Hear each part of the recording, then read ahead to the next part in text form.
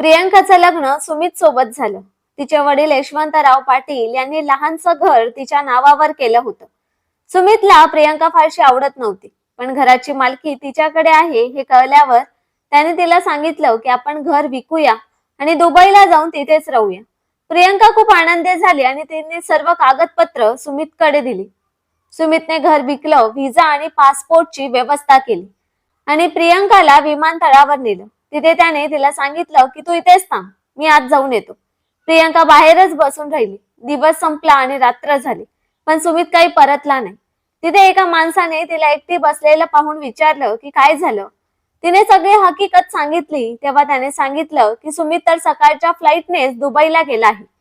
हे ऐकून प्रियंकाच्या मनावर आघात झाला. दुबईला पोहोचल्यावर सुमित खूप आनंदात होता. त्याच्याकडे घराचे पैसे होते, पण जशी त्याने बॅग उघडली त्याला धक्का बसला, कारण बॅग मध्ये तर प्रियंकाचं सुमित सोबत लग्न होऊन आठवडा झाला होता, पण अजून ती घर कामांना हात लावत नव्हती. खरं तर तिला काम करण्याची सवयच नव्हती, कारण ती एकुलती एक मुलगी होती आणि खूप लाडात वाढली होती.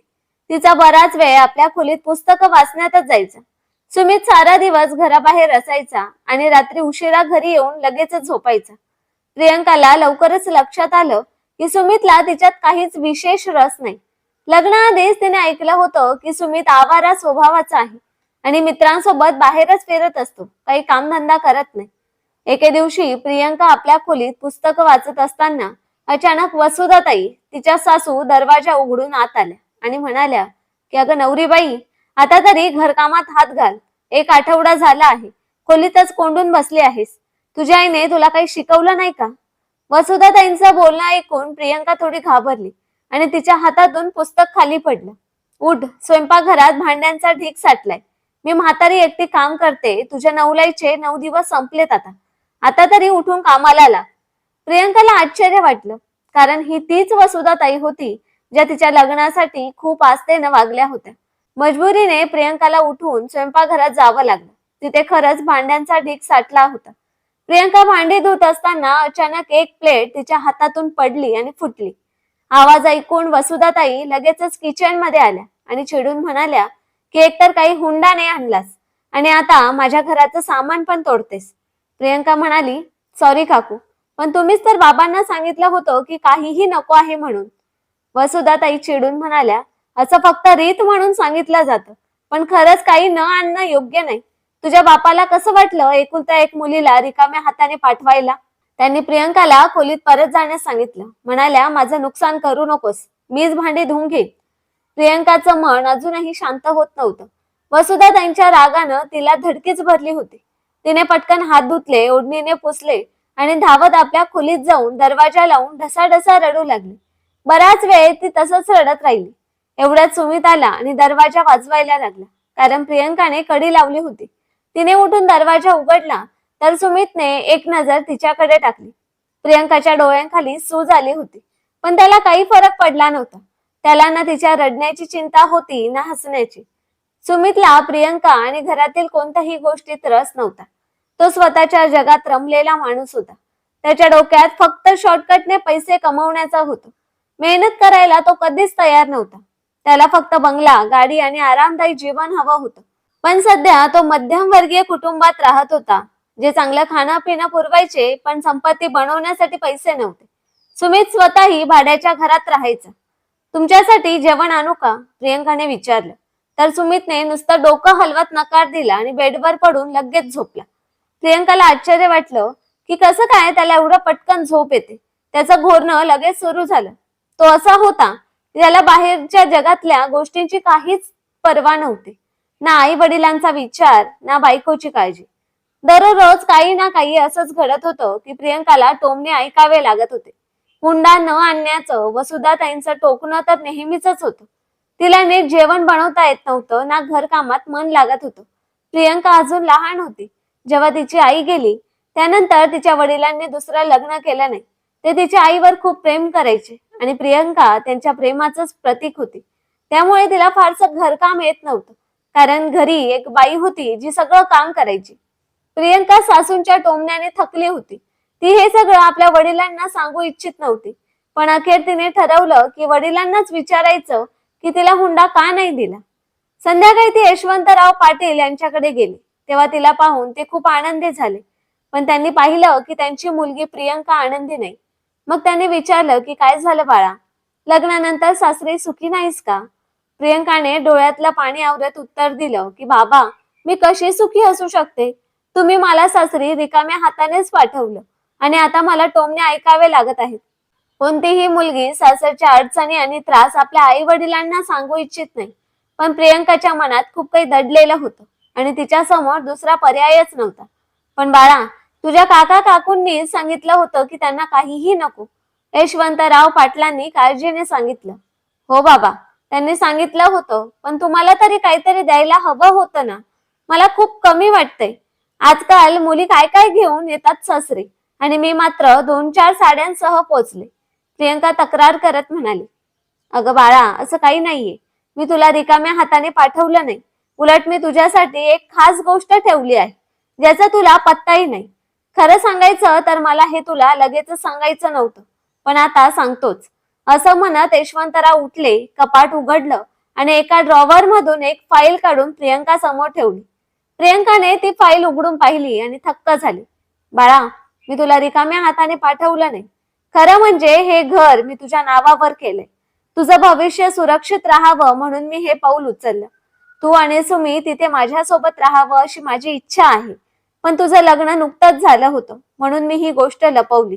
नाहीतर तुझे काका आणि काकू विचार करतील की मी त्यांना त्यांच्या मुलापासून दूर करत आहे. प्रियंका हे ऐकून आश्चर्यचकित झाली. तिच्या वडिलांनी तिला खूप मोठं देणं दिलं होतं. तिच्या घराण्यात आजवर कोणत्याही मुलीला असा हुंडा मिळाला नव्हता. पण बाबा, तुम्ही नेहमी म्हणायचात की हे घर भाड्याचं आहे, आपलं स्वतःच नाही. प्रियंकाने आश्चर्याने विचारलं. हो बाळा, हे खरं आहे की सुरुवातीला हे घर भाड्याचंच होतं. पण इथे राहायला लागल्यानंतर आम्हाला ते खूप आवडलं. मग मी आणि तुझ्या आईने पैसे साठवून घर मालकाशी बोलणी केली. त्यालाही काही अडचणी होत्या, त्यामुळे कमी किमतीत त्याने आपल्याला हे घर विकलं. पण आम्ही ही गोष्ट कुणालाही सांगितली नाही, कारण असे विचार घरात पसरले की घराण्यातील लोक नजर लावू शकतात. यशवंतराव पाटील म्हणाले.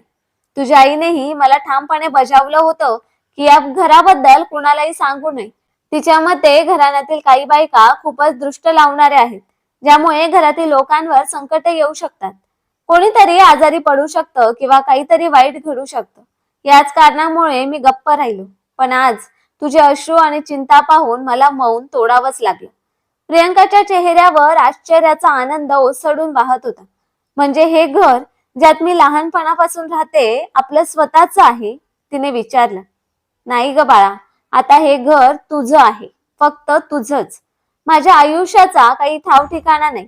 पण मी फक्त हेच इच्छितो की जोपर्यंत मी जिवंत आहे तू इथेच राहावं. तू आणि सुमित माझ्यासोबत या घरात राहा. यशवंतरावांनी तिच्याकडे प्रेमाने पाहत सांगितलं. सुमित तुझ्या योग्य नाही हे मला माहित आहे, पण त्यावेळी माझ्याकडे दुसरा पर्यायच नव्हता. माझ्या मित्राचा आग्रह आणि त्यावेळीची परिस्थिती पाहून मी निर्णय घेतला. मला वाटलं होतं की वय वाढल्यावर जबाबदारी येतात सुमितही समजदार होईल. बाहेरच्या जगात खूप फसवणूक असते, म्हणून मी तुला दूर पाठवायला घाबरत होतो. प्रियंका समाधानाने परत सासरी आली. तिच्या मनात आलं की ती आता लगेचच सासू वसुधाला दाखवेल की तिच्या वडिलांनी तिला मोठं घर हुंड्यात दिलं आहे. तिच्याकडे ती फाईल होती जी यशवंतरावांनी कुणालाही न दाखवण्याचा सल्ला दिला होता. पण प्रियंकाने फक्त वसुधाला दाखवायचं ठरवलंच होतं की तिच्या वडिलांनी तिच्यासाठी किती मोठं योगदान दिलं आहे. घरी पोहोचल्यावर तिने पाहिलं की वसुधा, तिचे पती नरेश आणि सुमित एकत्र जेवत बसले होते. प्रियंकाला आश्चर्य वाटलं, कारण सुमितला तिने क्वचितच कधी घरच्यांसोबत जेवताना पाहिलं होतं. तो त्यांच्यासोबत बसून जेवत होता. इतका वेळ लावला बापाच्या घरी, जरा याचा विचार आहे का? म्हातारी सासू घरी सगळं काम करते, जेवण बनवते आणि तू काही मदत करणार की नाहीस? मी विचार केला होता की सून येईल तेव्हा मला थोडा मोकळा वेळ मिळेल, पण उलट तुझ्या येण्याने माझ्या कामात वाढच झाली आहे. प्रियंका घरात येताच वसुधाताईंनी तिला टोमणे मारायला सुरुवात केली. प्रियंका, काय ऐकतोय मी? आई घरात दिवसभर कष्ट करत असते आणि तू खोलीत बंद असतेस. किती दिवस चालणार आहे असं? लग्नाला आठवड्यापेक्षा जास्त झाला आहे. आता तरी घरातल्या कामात हातभार लावायला हवा. सुमितने थोडं उग्रपणे बोललं. जे ऐकून प्रियंकाचं मन तुटलं. तुम्ही दोघं आल्या आल्या बिचाऱ्या मुलीला का बोलताय? तिला थोडा वेळ द्या, श्वास घेऊ द्या आणि जेवायला तरी बसू द्या. ये प्रियंका बाळ, आमच्या सोबत जेवण कर, नरेश काकांनी सांगितलं. त्या घरात प्रियंका आपल्या काकांच्या रूपात एकच आपली काळजी घेणारं व्यक्तिमत्व बघत होती, जे तिच्या पाठीशी उभे होते. मला भूक नाहीये, मी जेवून आले आहे, असं म्हणत प्रियंका आपल्या खोलीकडे निघाली. त्याच वेळी वसुधा मागून बोलली, थांब, तुझ्या हातात काय आहे? तिच्या हातातील फाईल पाहून तिला आश्चर्य वाटलं. ही फाईल माझ्या बाबांच्या घराच्या कागदपत्रांची आहे. त्यांनी घर माझ्या नावावर केले, प्रियंकाने गर्वाने सांगितलं. कसलं घर? कोणतं घर? तुझ्या बापाकडे घर कुठून आलं? तो तर इतक्या वर्षांपासून भाड्याच्या घरात राहतो, वसुधाताईंनी आश्चर्याने विचारलं. त्यांना वाटलं प्रियंका काहीतरी खोटं सांगत आहे. सुमितला हे ऐकून आश्चर्य वाटलं तर नरेश काकांनी स्पष्ट केलं, प्रियंका खरं सांगते. यशवंतराव पाटलांनी आधीच मला सांगितलं होतं की ते ज्या घरात राहतात ते भाड्याचं होतं, पण नंतर त्याने ते घर विकत घेतलं आणि प्रियंकाच्या नावावर केलं. अच्छा, म्हणजे तुम्हाला आधीच माहिती होतं आणि तुम्ही मला सांगितलंच नाही. वसुधाने आपल्या नवऱ्याकडे तक्रार केली. प्रत्येक गोष्ट सांगायची एक वेळ असते.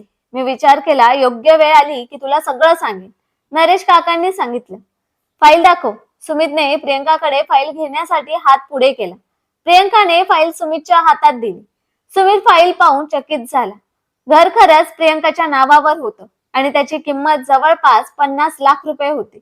चल, तू थकली असशील, खोलीत जाऊन आराम कर. ही फाईल मला दे. तुला एवढी मोठी फाईल सांभाळता येणार नाही, मीच ती सुरक्षित ठेवतो, सुमित म्हणाला. सुमितचं वागणं अचानकच खूपच नरम झालं, पण प्रियंकाला आपल्या बाबांची ती गोष्ट आठवली की फाईल कोणाच्या हातात जाऊ नये. प्रियंका स्वतःच हिला सुरक्षित ठेवेल असं त्यांनी सांगितलं होतं. नको, मी स्वतःच हिला सांभाळेन. बाबांनी सांगितलं आहे की ती गहाळ होऊ नये, म्हणूनच मीच हिला स्वतःकडे ठेवते, प्रियंकाने ठामपणे सांगितलं आणि ती आपल्या खोलीकडे निघाली. अच्छा, म्हणजे नरेश काका, तुम्ही खूपच शिताफीने काम केलंय. मी तर विचार करत होते की तुम्ही आपल्या गरीब मित्राच्या मुलीचं लग्न आपल्या मुलाशी का लावलं, पण तुम्ही मोठाच डाव केलात. तुम्हाला आधीच माहित होतं की यशवंतराव पाटील यांनी घर प्रियंकाच्या नावावर केलं आहे आणि म्हणूनच तुम्ही लग्नासाठी आग्रह धरलात. हे आधीच मला सांगितलं असतं तर मी प्रियंकाशी इतकी कडक वागली नसते. उगाचच काल मी हिला टोमणे मारले. आज वसुधाचा मूड एकदम आनंदात होता. यासाठीच मी नेहमी म्हणतो की तुला गोष्टी नीट समजत नाही, नरेश काका हसत बिर्याणी प्लेटमध्ये भरत म्हणाले. दुसरीकडे सुमितच्या मनात काही वेगळंच सुरू होतं. दुसऱ्या दिवशी घरातील सगळ्यांचं वागणं प्रियंकासोबत पूर्णपणे बदललं होतं. आता सगळे तिची खूपच काळजी घेऊ लागले होते. वसुधा, जी कालपर्यंत कामाबद्दल तक्रार करत होती, आज स्वतःच प्रियंकाची सेवा करण्यात गुंतली होती. सकाळी तिला नाश्ता देत होती आणि चहा व जेवणही तिच्या खोलीतच पोचवत होती. प्रियंका साधी आणि निष्पाप मुलगी होती. तिला त्यांच्या या बदलाचं खरं कारण समजलंच नाही. तिला फक्त आनंद वाटला की तिने सासूला दाखवून दिलं की ती हुंड्यात घर घेऊन आली आहे. सुमितचं वागणं अगदीच बदललं होतं. तो दररोज तिच्यासाठी काहीतरी आणायचा, कधी पकोडे, कधी समोसे, कधी जिलेबी, तर कधी आईस्क्रीम. कधी तिला बाहेर जेवायलाही घेऊन जायचं. सुमित आपल्या मित्रांकडून उधार घेऊन प्रियंकाची सेवा करत होता, पण साधी निरागस प्रियंका हे काहीच समजत नव्हती. एके दिवशी सुमित मिठाई घेऊन आला आणि दरवाजा बंद करून प्रियंका समोर आला. प्रियंका, आज मी तुझ्यासाठी एक खूप मोठी खुशखबर घेऊन आलो आहे, पण तू वचन दे की हे घरात कोणालाही सांगणार नाहीस, सुमितने सांगितलं. खुशखबर ऐकून प्रियंकाच्या चेहऱ्यावर हसू आलं. इतक्या दिवसानंतर तिला नवऱ्याचं प्रेम मिळत होतं आणि आता तो तिला एक आनंदाची बातमी सांगणार होता. प्रियंकाने सांगितलं की ठीक आहे, मी कोणालाही सांगणार नाही, तुम्ही सांगा काय बातमी आहे. सुमितने सांगितलं की मला दुबईमध्ये एक चांगली नोकरीची ऑफर मिळाली आहे. मी विचार केला आहे की आपण दोघं दुबईला जाऊन तिथे स्थिर होऊ आणि हळूहळू आपली परिस्थिती खूपच सुधारेल. दुबईचं ऐकून प्रियंका खूपच आनंदित झाली. तिला देशाबाहेर जाण्याचा खूप शौक होता आणि नवऱ्यासोबत तिथे जाण्याचा विचार करताच तिच्या मनात आनंदाची लहर आली. हे तर खूपच चांगलं आहे, पण ही गोष्ट लपवण्यासारखी नाही, हे सगळ्यांना सांगण्यासारखं आहे की तुम्हाला एवढं मोठं यश मिळालं आहे, प्रियंकाने आनंदाने म्हटलं. नाही, तुला माझं म्हणणं समजत नाहीये. इथे कोणीतरी कोणाच्या यशात आनंदी होत नाही. जर कोणाला कळलं की आपण दुबईला चाललो आहोत तर लोक अडथळे घालायला लागतील, इथपर्यंत की घरातील बायका मत्सर आणि जादूटोणा करतात, जेणेकरून इतरांना प्रगती मिळू नये, सुमितने स्पष्ट केलं. प्रियंकाला त्याचं म्हणणं समजलं. खरंच तिने पाहिलं होतं की या घरात कोणीच कोणाच्या यशात आनंदी होत नव्हतं. पण सुमित, आपल्याला तुमच्या आई वडिलांना आणि माझ्या बाबांना तरी सांगायला हवं ना की तुम्हाला एवढी मोठी संधी मिळाली आहे प्रियंकाने विचारलं. नाही नाही, मी सगळ्यांना सरप्राईज द्यायचं ठरवलं आहे. आपण दोघं शांतपणे दुबईला जाऊ आणि तिथून व्हिडिओ कॉल वरून सगळ्यांना सरप्राईज देऊ की आपण तिथे पोहोचलो आहोत, असं सुमितने सांगितलं. प्रियंकाने त्याचं ऐकून घेतलं आणि ही गोष्ट गुप्त ठेवली. कारण एका मुलीसाठी तिच्या नवऱ्याचं सांगणं हेच सर्व काही असतं. ती तर आनंदात होती की तिचा नवरा तिची एवढी काळजी घेत आहे. एके दिवशी प्रियंकाने पाहिलं की सुमित खूपच चिंतेत आहे. त्यामुळे तिने त्याचं कारण विचारलं. सुमितने सांगितलं की मला दुबईला जाण्यासाठी पैसे लागतील, पण माझ्याकडे ते नाही. विजा, पासपोर्ट आणि इतर खर्चासाठी खूप पैसे लागतील. मला हे पैसे कुठून मिळवायचे तेच समजत नाही. किती पैसे लागतील, प्रियंकाने विचारलं. आणि तिने आपल्या नवऱ्याला मदत करण्याचं ठरवलं. हे काही 1000 रुपयांचं काम नाही आहे प्रियंका, कमीत कमी 5 लाख रुपये लागतील, सुमितने स्पष्ट केलं. 5 लाख रुपये? ही तर खूप मोठी रक्कम आहे. तुम्ही हे पैसे कुठून आणणार? प्रियंका चिंतेत पडली. प्रियंका, जर तू माझी चिंता पाहू शकत असशील आणि माझ्यावर प्रेम करत असशील तर तुला माझ्यासाठी एक बलिदान द्यावं लागेल, सुमितने विचारलं. तू तुमच्या प्रिय गोष्टींपैकी काही कुर्बान करू शकतेस का? तुमच्यासाठी मी माझा प्राणही देऊ शकते, प्रियंकाने उत्साहाने उत्तर दिलं. नाही, मला तुझा प्राण नको आहे. तुझा प्राण घेऊन मी काय करणार? जर तुला मला मदत करायची असेल तर या घराच्या कागदपत्रांचा मालकी हक्क मला दे. मी हे घर गहाण ठेवून कर्ज घेईन आणि दुबईमध्ये पैसे कमवून येईन. त्यानंतर ते कर्ज फेडून टाकेन. तुला माहित आहे की दुबईमध्ये मी चांगले पैसे कमवू शकतो, पण ही गोष्ट कुणालाही कळू नये, तुझ्या बाबांना देखील नाही. मला फक्त तुझ्या सह्यांची गरज आहे. मी तुझं घर विकत नाहीये, फक्त गहाण ठेवून कर्ज घेईन आणि लवकरच दुबईला जाऊन कर्ज फेडून टाकेन. सुमितने एका श्वासात सगळं सांगितलं. प्रियंकाने विचार केला की तुम्ही सांगाल तसं मी करेन. ठीक आहे, मी हे घर विकायला तयार नाहीये, पण जर तुम्हाला वाटत असेल की तुम्ही हे कर्ज फेडू शकता तर मी आताच कागदपत्र तुम्हाला देईन आणि कुठेही सह्या करेन. प्रियंकाच्या डोळ्यांवर सुमितच्या प्रेमाची पट्टी बांधल्या गेली होती. तिने सुमितला कागदपत्र दिली आणि तो जसं सांगत गेला तसं ती करत गेली. तिला कळलं नाही की सुमित तिचं घर विकत होता. ती समजत होती की तो तर फक्त गहाण ठेवून कर्ज घेणार आहे आणि नंतर ते फेडून टाकणार आहे. सुमितने चालाकीने तिचं घर विकलं आणि तिचा पासपोर्ट बनवून तिला सांगितलं की तो तिला सोबत घेऊन जाणार आहे. प्रियंका सुद्धा पूर्ण तयारीत होती. ते दोघं शांतपणे घरातून निघाले आणि विमानतळावर पोहोचले. विमानतळावर गेल्यावर सुमितने प्रियंकाला सांगितलं की तू इथेच थांब, मी आज जाऊन परिस्थिती पाहून येतो, सामानही जमा करतो, तू माझी वाट बघ. सुमित सामान घेऊन आत गेला, पण परत आलाच नाही. सारा दिवस निघून गेला, रात्र झाली. प्रियंका तिथे चिंतेत बसली होती. तिला सुमितशी संपर्क साधता येत नव्हता. तिचा मोबाईलही तिच्या सोबत नव्हता, कारण सुमितने तिला मोबाईल आणायला मनाई केली होती. तिथल्या एका कर्मचाऱ्याने तिला चिंतेत बसलेलं पाहिलं आणि विचारलं, काय झालं? तेव्हा प्रियंकाने सांगितलं की माझा नवरा मला दुबईला घेऊन जाणार आहे.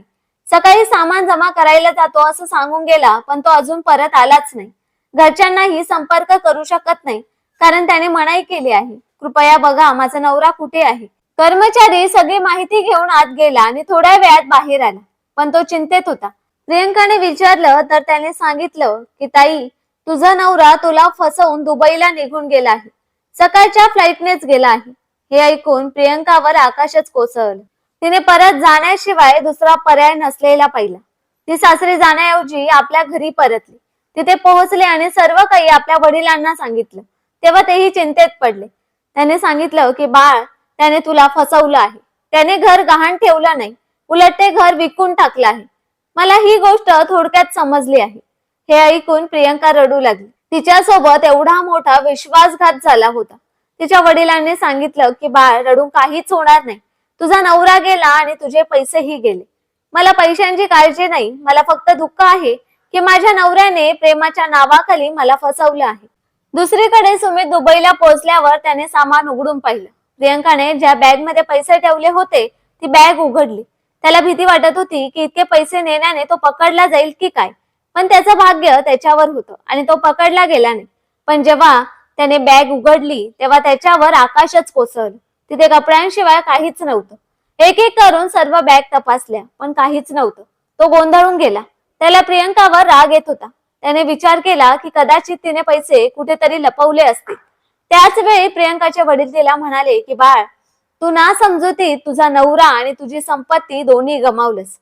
तेव्हा प्रियंकाने अश्रू पुसत उत्तर दिलं की बाबा, मी नवरा तर गमावलाच आहे, पण मी माझी संपत्ती गमावली नाही. मी सुमितच्या सांगण्यावरून मोठ्या बॅग मध्ये पैसे ठेवले तर होते, पण मला काहीतरी गडबड वाटत होती म्हणून मी ते सगळे पैसे बॅग मधून काढून माझ्या पर्स मध्ये ठेवले. प्रियंकाने पर्स उघडून जेव्हा पैसे दाखवले तेव्हा वडिलांच्या डोळ्यात अश्रू आले. त्यांनी सांगितलं की देवाने तुझी मदत केली आहे. त्या फसवणूक करणाऱ्याच्या हातात काहीही लागलं नाही. आता तो तुझ्याशी संपर्क साधेल तर कोणत्या तोंडाने? तो तिथे गेला तर आहे, पण आता तिथे त्याच्या पैशांच्या अभावी हाल हाल होतील, कारण त्याच्याकडे पैसेच नव्हते. सुमित खरंच तिथे गेला आणि पैशांसाठी मोहताज झाला. मग तो चोऱ्या करायला लागला. शेवटी तो जेलमध्ये गेला. प्रियंकाच्या वडिलांनी आपल्या मित्राला सुमितच्या कृत्यांबद्दल सांगितले आणि दुबईमध्ये संपर्क साधून प्रियंकाला त्या फसवणूक करणाऱ्यापासून घटस्फोट मिळवून दिला. त्याने दुसऱ्या मुलाशी प्रियंकाचं दुसरं लग्न लावून दिलं. त्यांचं म्हणणं होतं की आपले लोक फसवणार नाही, पण आपल्याच लोकांनी त्यांना फसवलं. आता त्यांचा आपल्याच माणसांवर विश्वास नव्हता. ज्याच्याशी त्यांनी प्रियंकाचं दुसरं लग्न लावलं तो खूपच चांगला माणूस होता, एक धार्मिक माणूस ज्याच्यात फसवणूक नव्हती. प्रियंका विचार करत होती की देवाचे आभार आहेत की ती मोठ्या नुकसानापासून वाचले, तिचे पैसेही वाचले आणि तिला फसवणारा आज दुबईच्या जेलमध्ये अपमान सहन करत आहे. तर मित्रांनो, या कथेतून आपणास हे शिकायला मिळते की प्रत्येकाला कोणावरही विश्वास ठेवण्यापूर्वी सावधगिरी बाळगणं खूप महत्वाचं आहे. प्रियंकाने सुमितवर विश्वास ठेवला, पण त्याने तिला फसवलं, त्यामुळे तिला मोठं नुकसान सहन करावं लागलं. तर मित्रांनो, या कथेबद्दल तुमचं काय मत आहे ते कमेंट करून नक्कीच सांगा. आणि जर कथा आवडली असेल तर व्हिडिओला लाईक आणि चॅनलला सबस्क्राईब करायला विसरू नका. धन्यवाद.